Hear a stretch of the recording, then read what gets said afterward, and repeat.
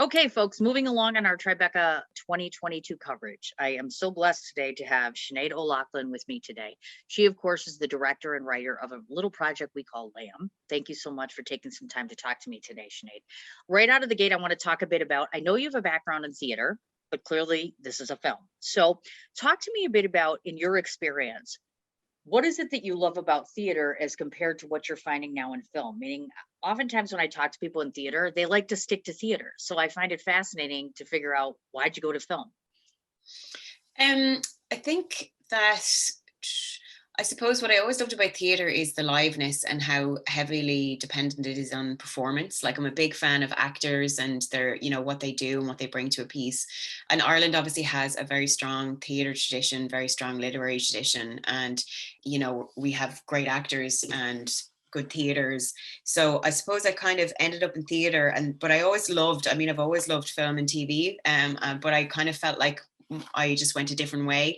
So I was always kind of, curious as to how you would cross over. But basically, my first short play that I wrote in college, I was lucky enough to get a small arts grant to adapt that into a short Mhm. film. So that was kind of a good transition for me because it was a very simple story, a two-hander between two characters, and I was able to turn that into a screenplay. And I suppose my experience of doing that was the first thing was that you could go outside.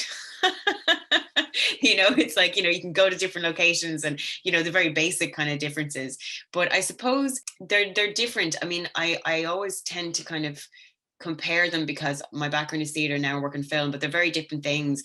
Like I guess it was only until I worked in film I realized how challenging it is. I'm kind of in awe of actors even more when I see them work on film sets because Right. they're shooting out of sequence, they're being dropped in and out of scenes. Often their work is interrupted due to technical reasons. As a director as well, it's very strange to have so little time with them, in compared to theater. Like you could go in and rehearse a play for weeks, whereas even if you get rehearsal time with actors, once you're on set, so much of it is taken up with technical and production things, that afterwards you kind of feel like, oh my god, like the actors are here and then they're gone and everything. So I enjoy both. I mean, I haven't done anything in theatre now for a while, but I was even thinking recently that I'd like to go back to it in some way. But one thing that I did do after Lamb, so we shot Lamb last year, but I was lucky enough to work with the students in the Lear Academy, which is an acting academy as part of Trinity College in Dublin. They wanted me to make a short film with them, or a couple of short films, to give them the experience of working on a professional production. And so myself and my Arcade Film, who I collaborate a lot with, went in and we actually did two continuous shot or one take shorts. I don't know if Mhm. you're familiar with them, because I've Yep. always wanted to do one of them, because when I saw a great short film called Thunder Road by Jim Cummings. It was 2016. He won at Sundance with it and he went on to make a feature. But that was the first time I saw a film that actually kind of, to me, was a bit of a crisscross with theatre, because it was a continuous shot, a really like Sure. long, it had that liveness to it, and it really heavily relied on the performers. So I can still see some kind of crossover with theatre elements as well. Oh, you But bet. yeah, very different things. And I also noticed too, I know you have a Master of the Arts, and of course you specialized in dance and theater studies. So when I thought about the fact of you doing films, one of the things that occurred to me was, she's got to do something dance relative. Usually when somebody picks a major like that, or even on like the English media side, I was like, maybe she might do that, cultural study, that sort of thing. But Lamb is far from dance, cultural, any of that kind of stuff. It's a far cry. Actually, I did drama and theater. I didn't do dance. I wish I had, Oh, but okay, no, gotcha. not that Okay. good of a dancer. But I no, I mean, yeah, I suppose it still is. I do find, I'm only just, starting out. So it's my third film, but I suppose I still think that if it is quite a staged piece in a way, if you consider that it's like one location and around a table.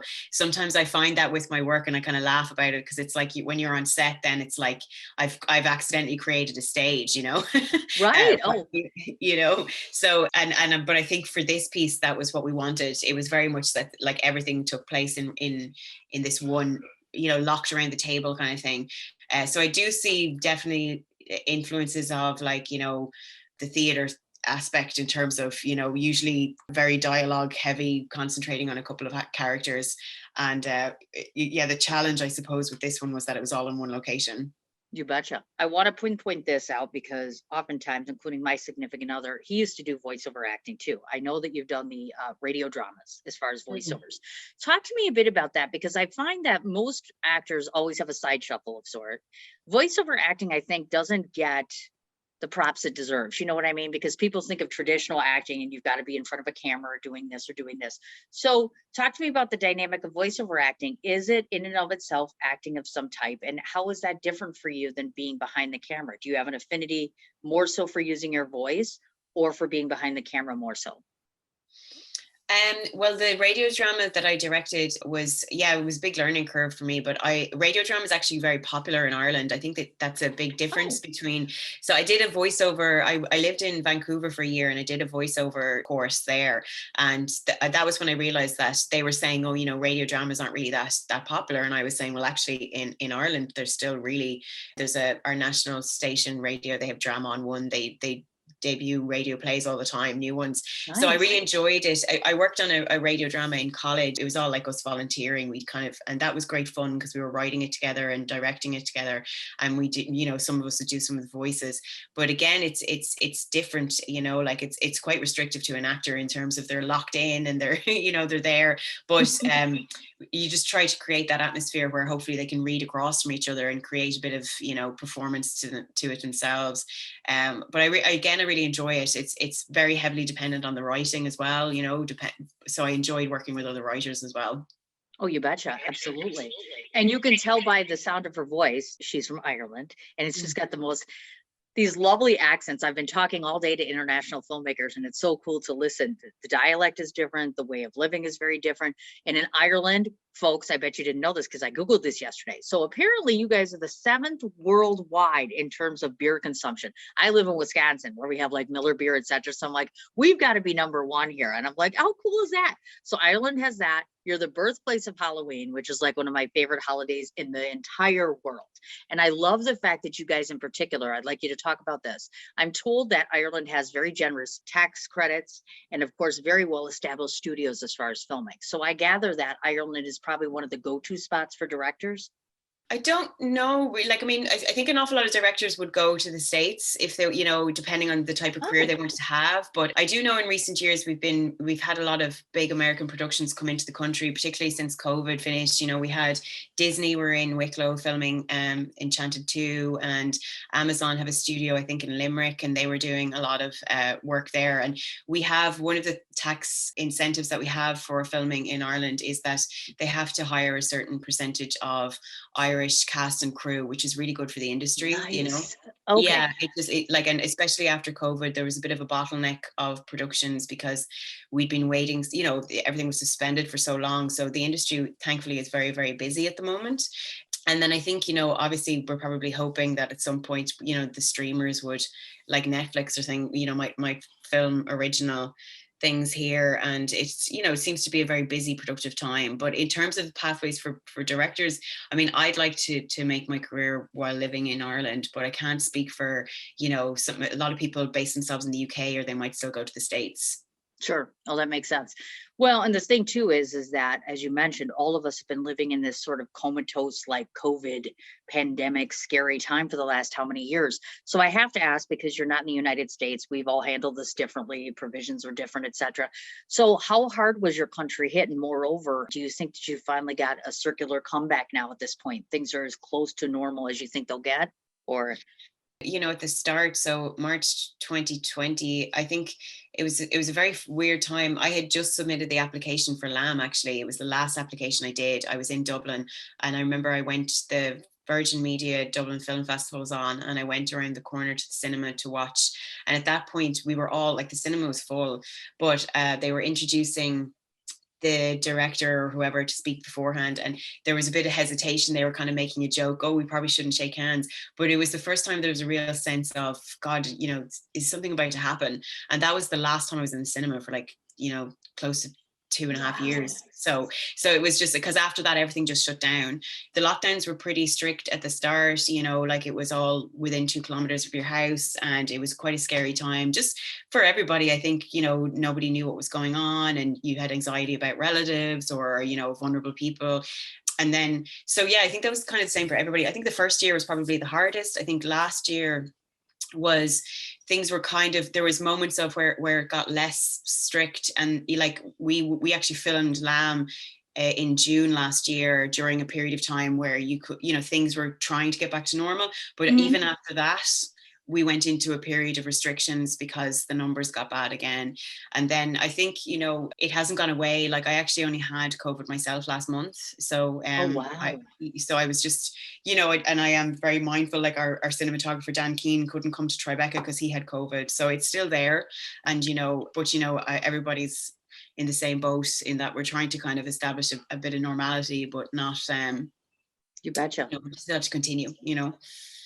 Well, and you would just mention, so of course you made a very large flight all the way over to Tribeca. So tell me a bit about that experience. As you said, nobody's really been out that much, of course. And then when you are going out, you're taking your film and you're going to one of the premier festivals in the world. So what was your experience like? And moreover, how does it fare in terms of, you're from Ireland, so you have festivals there, and then you come to a place like Tribeca. What's the difference there? Or are they similar in ways?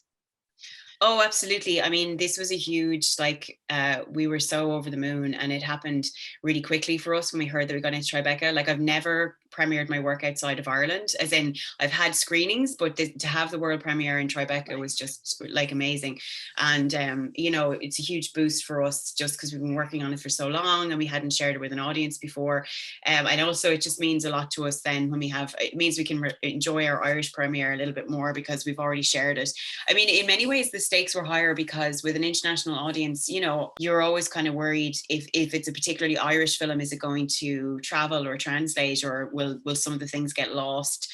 Because you can't really predict that. You just kind of have to hope for the best. But yeah, it's been a huge boost for us. The festival was amazing. Like we have some great festivals in Ireland, and I'm really, really fond of some of them, you know, particularly Cork, where I now live. Cork International Festival have always been very supportive of my work, and their programmer is really great. Like really, they're very good to filmmakers. But I suppose we wouldn't have anything on the scale that the American festivals would be able to perhaps do. Like Tribeca was just so, like, we really threw ourselves in there and went to everything and tried to do as much as we could, but you still only feel like you saw maybe 10% of what was happening, you know?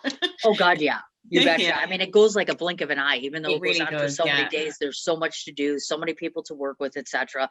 And hopefully the goal is, were you able to find people, do you think, that you'll be able to collaborate with? Because I've been hearing that, like, sometimes the networking potential is just limitless there.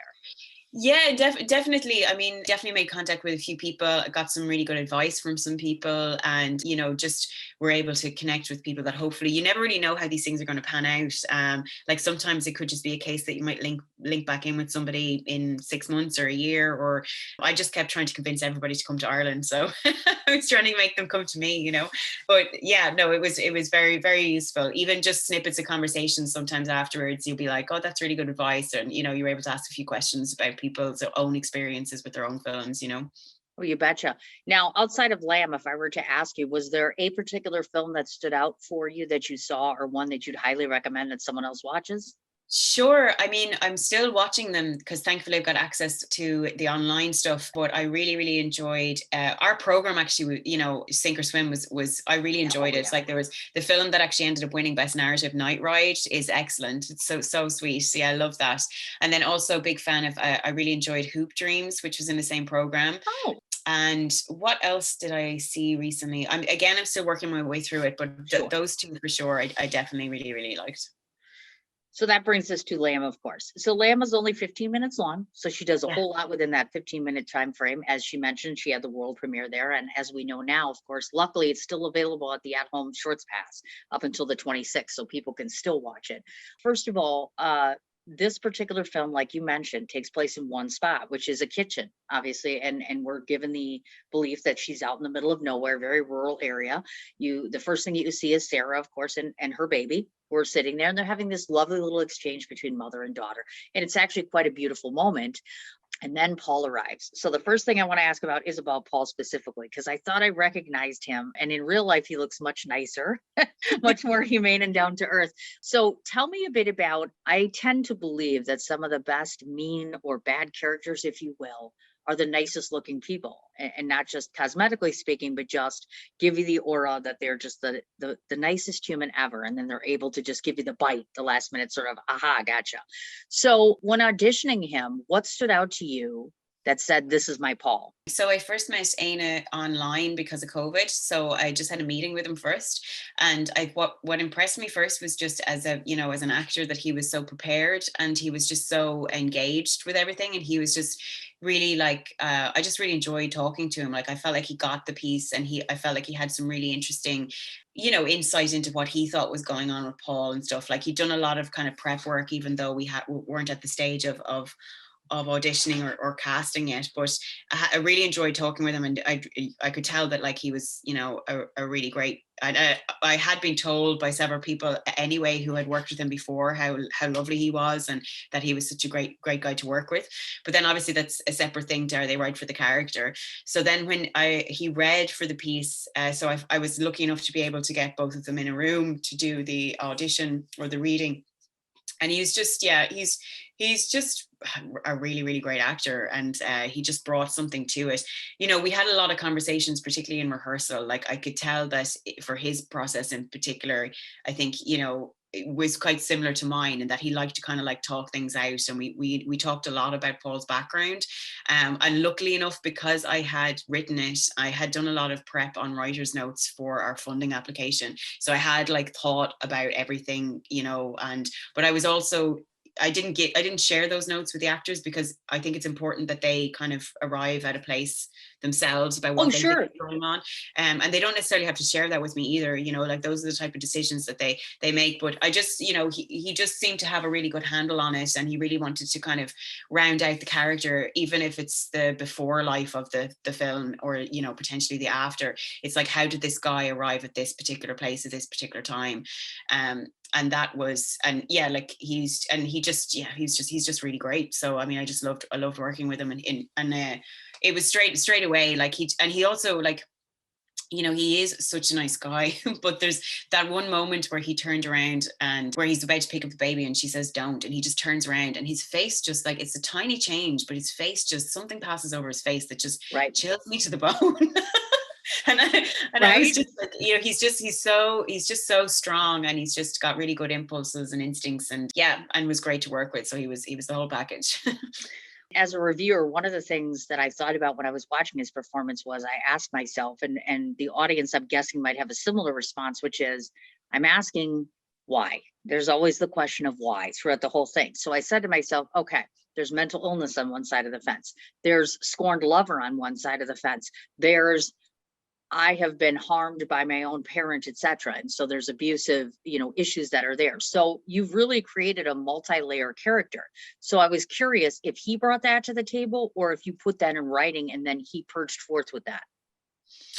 No, I think very much it was something that was kind of worked out between myself and Aina in preparation for the piece, because, you know, the writer's notes were very much like, you know, they're the thoughts behind it. But it's like, you know, when an actor comes on, like we kind of talked it out in the sense that, like, all of those things are there, and like definitely, you know, there's nothing probably in my writer's notes that would have been, you know, not part of that as well. But you kind of have to put that aside. Like I never shared them with him. It was more just like an ongoing conversation, because like Okay. it was the same with, it would have been too easy to just decide this guy's just really bad. It's like we had to find a motivation for him. We had to find, you know, and in some ways you kind of have to find some sort of, not sympathy, but you have to find some sort of empathy, in the sense of like, how did somebody potentially become like this? Sure. Because otherwise it's just, you know, sensational, you know, kind of, oh, bad guy arrives kind of thing. So, but it definitely, Aina was like, you know, that seemed to me to be how he wanted to work as well. Like we were talking through, he very much mentally wanted to understand how this guy got to this place and what he's thinking throughout it. Because, you know, we had a lot of chat about the fact that even though he's obviously been watching the house, And those conversations were really interesting to me as well, and to Aoife, I think, because even though he's been watching the house, I don't think it was necessarily planned that he was going to walk in that day. I think that it was the case that the door was open, and so he found Right. himself approaching it. So even though there's been a little bit of like premeditative, like meditated kind of groundwork in terms of watching her, I don't think there was an actual plan that day was that day until the door was open and he found himself. And then also we had this idea that he might have fantasized about all of this, but the reality of it is not something that he's capable of processing until it gets to a point where he can't actually back down, that he has to just keep going because he's gone, he's pushed it too far. And then there was also the conversation as well that it's not necessarily about her, it's actually more about Jim, who's not there. Like there's this idea that he's coveting Jim's life, and that his anger is directed towards Jim, because I think that one of the things we discussed was Paul wouldn't necessarily see Sarah as a autonomous person. She's like Jim's woman. Do you know what I mean? Right. And that sort of, thinking is what makes being, treating her that way almost viable, because, he's annoyed that Jim has all this and he doesn't, and Jim's not even here, and all that kind of thing. So that was kind of interesting as well. It was the idea that it was actually more about Jim than Sarah, Right. It's interesting that you brought up the whole door open thing, because of course he uses that as justification, like, well, that you left the door open, which to me, of course, again, it could be a reviewer thing, but it's almost to me like an insinuation of, you have allowed me, or basically you're inviting me in to become a part of your life because he's abandoned this. So basically I'm kind of here and I'm invited now to step in where someone else is gone. So I found that as an interesting reference, or should I say a little nudge there as far as that goes. I want to talk, of course, about baby Lucy. Most oftentimes, most directors I deal with, half of them usually work with children. Now, in this case, you're working with a baby who clearly knows when to cry and when to look cranky and when to. So talk a bit about that, because not every director gets that blessing. And I imagine you probably did 8 million takes, because I know how babies are. Was she a receptive baby? And more importantly, how do you know when to shoot and when to stop? Sure. I mean, it was a real learning curve. We had twins, Evie and Faye. Yeah. And we cast them through an agency, and I met with them and their mother online. There was a few things that happened, and none of which were things that I could have predicted or controlled. I was just blessed that they went well. The first thing is that their mother, Annie, and their aunt, Jamie, who were the chaperones on set, they were both so great, because I mean, they were just both really flexible. So much so to the point that Annie was actually a stand-in for Aoife sometimes for the hand-holding scenes. She dressed like Aoife, and so they were very and they'd never been on a film set before. The babies had never done anything before, so that was a blessing, because obviously, other parents might have been like, no, I'm not doing that, or we're not. They were very, very just generous and kind. And I mean, I suppose my first moment of oh God, was on our very first take. The baby was not having any of it. And then I was like, oh my God, how this goes in terms of how the babies are has a huge impact on the shoot. And I can't control it, but we're just going to hope for the best and find ways around it.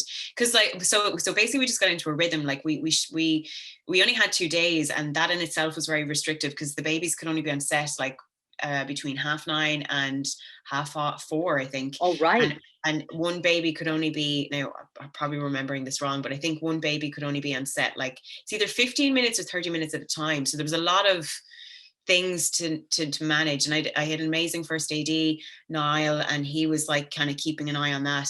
But the other thing that made a huge difference was Aina. Aina has a lot of nieces and nephews, and we used to call him the baby wrangler, because he was just so good with the kids. Because we at first I was like, oh, it's really important that Aoife has a good rapport with the baby. But then I realized that Aoife doesn't actually touch the baby much at all. It's Paul's character, or Aina, who has to pick the baby up. So I can't describe how amazing Aina was, because again, as an actor, he's not obliged to do any of this, but he would go outside and play with the kids in the garden, and they would be playing this game where they would pass the babies to each other, as a joke, and he would literally pretend to be flying with the baby, walk into the set, sit down, and start the scene. It was just crazy. And then lots of things we couldn't control. So I mean, I couldn't be frustrated at anybody about the amount of baby that we needed because I wrote it. Look at but, that. but, Well, but then, and it's interesting to me because you're right. You're watching this movie and you see how Paul's got more contact with the baby than Sarah does. Of course, Sarah does a lot of engaging with the baby or trying to calm her or soothe her or whatever have you. Now, in some ways, I look at this as a picture of if somebody were to ask me, what is the story of Lamb? And I would say very simply, although it is far from simplistic, I would say that you have the story of a man and a woman, both of the men and the women in this picture, meaning, and we don't get to see Jim, unfortunately, so we all kind of have to conjecture who he is. It's the story of Sarah and Paul. And realistically speaking, I think Sarah and Paul have demons of their very own. There's a reason, I think, why Sarah lives in a rural area with a baby. There's a reason why Paul shows up and he does this. Obviously, I don't want to give too much away. I can tell you that Sarah does something very commendable. And of course, any good suspense story is always the good ones anyways, ending without an ending, so to speak. So basically you have left us with a cliffhanger, with something for us to sit and to analyze. Obviously, I've given you my take privately, what I thought as far as the ending goes, but was it your intention? Do you feel that a good suspenseful story is one where one is left to actually conjecture the climax themselves? Or was there ever a point in time where you were going to give it away? Was that a thought? No, I mean, I was very surprised when I was writing it because always very mindful of an audience, and I never wanted an audience to feel cheated. So when the ending kind of came to me, because it wasn't really a decision, it's more so I kind of work very intuitively in that I kind of just think and think and think about things, and I work them all out in my head, and I just go with what feels right to me. And but I was very surprised when this ending felt right to me at first, because I was like, God, I never really thought that I would end a film like that.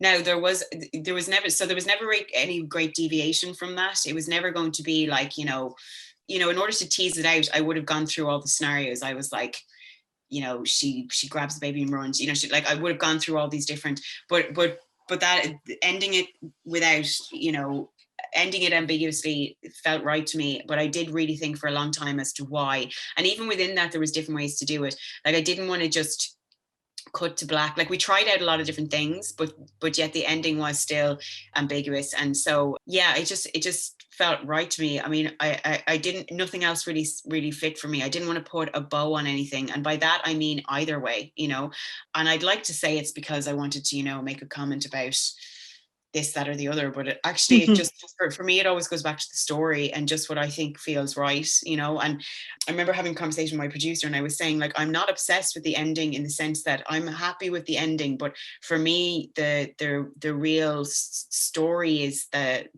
everything up until then, it's that psychological standoff. So obviously the ending is extremely important, but it's not everything for me either. Like, it was the whole thing together.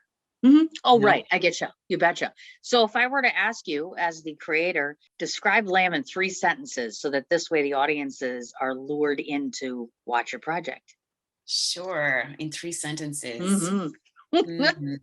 I don't know. I think I go back to kind of like the idea that it's a psychological standoff between a woman and an intruder. That's always what interested me about it. And what I found, this is more than 3 sentences. But yeah, I guess, again, it would be a psychological standoff between a woman and a man who walks into her home, who invades her space. That's what it would be for me. That was what interested me about making it. So I hoped that the audiences find that interesting too. Now, as far as the next screening, where are you headed to next, or where can people see the film outside of the at-home pass, of course? Sure. So we're having our Irish premiere in July, I think the 9th of July, in Galway Film Flow. So we're very excited about that. It's a great festival in Galway, and our cast is going to be there as well, which is fantastic, because unfortunately they couldn't make it to Tribeca. And then after that, we don't know. We're just still kind of submitting it and working out where it goes after that. But that's our next screening in July. That's awesome. Now I'm going to read off a couple places I looked on social media. So if anybody watches this interview today, again, her name is Sinéad O'Loughlin. And of course, she is on the following platforms. She has a website, which is, and the spelling is SINEADOLOUGHLIN.IE, which is the website. She is on IMDb. She is on LinkedIn. She is on Twitter and Instagram, and it's NEDLOUGHLIN.